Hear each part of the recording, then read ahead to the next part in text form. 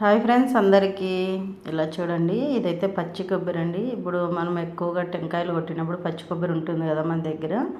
ఇలా పచ్చి కొబ్బరితో చాలా రకాలుగా చేసుకోవచ్చు కదా. అలాగా ఇప్పుడైతే ఎండల కాలం కదండి, ఐస్ లాగా చేద్దామన్నమాట. ఎందుకంటే ఏ కాలంలో అది తినాలి అనిపిస్తుంటుంది కదా మనకి. ఇంట్లో పిల్లలు కానీ పెద్దలు కానీ ఎవరైనా తినొచ్చు అనమాట. అందుకోసం ఇలా చేయడానికి పచ్చి కొబ్బరి మనకి ఎంత కావాలో అంత తీసుకొని అది పైన చెక్క అంతా తీసిన తర్వాత నేత కొబ్బరి తీసుకోవాలండి, ఇంకా చాలా బాగుంటుంది. తీసిన తర్వాత అంతా ఇలా మిక్సీ అయితే పట్టుకోవాలి. అందులోకి అయితే పాలు వేయాలి. ఒక కప్పు కొబ్బరి తీసుకుంటే ఒక కప్పు పాలు వేయాలండి. చూడండి, పాలు వేసి బాగా నున్నగా మిక్సీ పట్టాలండి. నున్నగా కావాలన్నమాట. ఉడకలు లేకుండా బాగా నున్నగా మిక్సీ అయితే పట్టాలి. చూడండి ఎంత కలర్గా వెయిట్గా కనిపిస్తుంది కదా. ఈ ఐస్ అయితే చాలా బాగుంటుందండి. ఇప్పుడు చాలా రకాలుగా చేస్తూ ఉంటాం మనం పచ్చి కొబ్బరితో. చూడండి బాగా నున్నగా అయిపోయింది. చాలా స్వీట్ కానీ బొబ్బట్లు చాలా రకాలుగా చేసుకుంటాం మనము. అలాగా ఇప్పుడు ఎండల కాలము ఇలా కూడా యూజ్ చేయొచ్చు అనమాట పచ్చి కొబ్బరిని. అందుకోసం చూడండి ఇలా తీసుకొని పేస్ట్ అంతా నేనైతే గిన్నెలోకి తీసేసుకుంటున్నాను అనమాట. ఇప్పుడు మనం బయట ఐసులు అది ఎలా చేస్తారో మనకు తెలియదు కదండి, అవి తెచ్చుకొని తింటూ ఉంటాం కదా. అలా కాకుండా ఇలా ఇంట్లోనే తయారు చేసుకుంటే చాలా బాగుంటుందండి. అది కొబ్బరి పేస్ట్ అంతా తీసుకొని పక్కన పెట్టేసుకున్న తర్వాత ఇక చూడండి, మరి ఒక కప్పు పాలు అయితే తీసుకున్నాను. ఒక కప్పు పాలు తీసుకొని, ఇదైతే కార్న్‌ఫ్లవర్ అండి. ఇది వచ్చేసి 1 స్పూన్ అనమాట అంతే. ఇది వేయడం వల్ల ఇంకా మంచి టేస్ట్ వస్తుంది. చాలా బాగా అనిపిస్తుందండి ఐసు. మనకి బయట తెచ్చుకునే ఐస్ లాగా అనిపిస్తుంది అనమాట. అందుకోసము ఈ కార్న్‌ఫ్లవర్ వేసి బాగా కలపాలండి. మనకి ఉంటలు కట్టుకోకున్నట్లు బాగా అంతా పాలే కలిసిపోయేలాగా కలపాలన్నమాట. ఇలాగా చూడండి, వేడిగా పెట్టి మనం ఇది పౌడర్ వేస్తే గిన్న ఉంటలు కట్టుకుపోతుందండి. అందుకోసం ముందే మనం ఇలా కలుపుకోవాలి. అందుకే నేనైతే ముందే కలుపుకుంటున్నాను అనమాట. ఇలా చూడండి, బాగా కలిపిన తర్వాత స్టవ్ మీద అయితే పెడుతున్నాను. స్టవ్ మీద పెట్టి చిన్న స్లో మంట మీద కలుపుకుంటూ మనకి పేస్ట్ లాగా అవుతుందండి, అంతవరకు కలుపుకోవాలన్నమాట.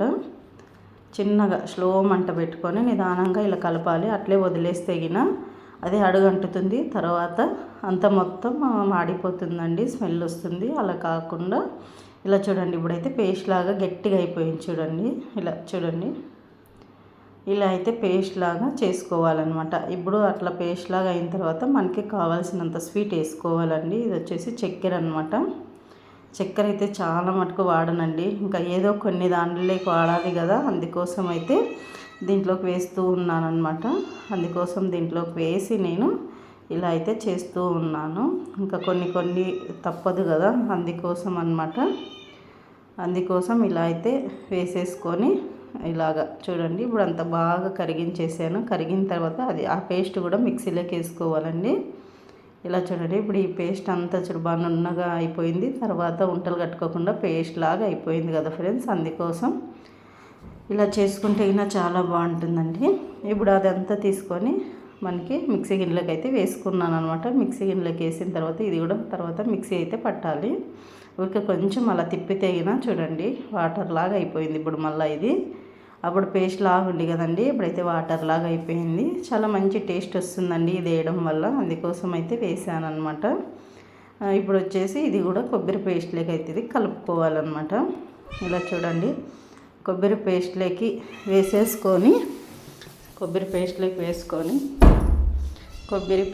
అయితే వేసేసుకున్నాను. వేసుకొని ఇదైతే ఇప్పుడు ఐస్ బాక్సులు ఉంటాయి కదండి, ఇలా ఐస్ బాక్సులు అయితే తీసుకున్నాను అనమాట. ఇలా ఐస్ బాక్సులు తీసుకొని ఆ బాక్సుల్లోకి అయితే వేసేసుకుంటూ ఉన్నాను. మనకి ఐస్ బాక్సులు లేకపోతే గిన మామూలు టీ గ్లాసులు ఉంటాయి కదండి, స్టీల్వి. ఆ స్టీల్వి ఉన్నప్పుడు అందులోకి వేసి పుల్లలు కూడా పెట్టుకోవచ్చు అనమాట. ఇలా ఐస్ బాక్సులు ఉన్నాయి కాబట్టి నేనైతే ఇందులోకి వేస్తున్నాను. ఇలా చూడండి, అంతా కలుపుకుంటూ వేయాలండి, లేదంటే పేస్ట్ అంతా కింద ఉండిపోతుంది. మనకి ఇట్లా కరెక్ట్గా ఇప్పుడు బాగా కరెక్ట్ వచ్చిందండి, చాలా బాగా వచ్చింది. నున్నగా పిండేది కొబ్బరి కూడా చాలా బాగుంది. ఇలా చేసుకుంటేనే మనకి ఐస్ తినేటప్పుడు చాలా మంచిగా వస్తుందన్నమాట.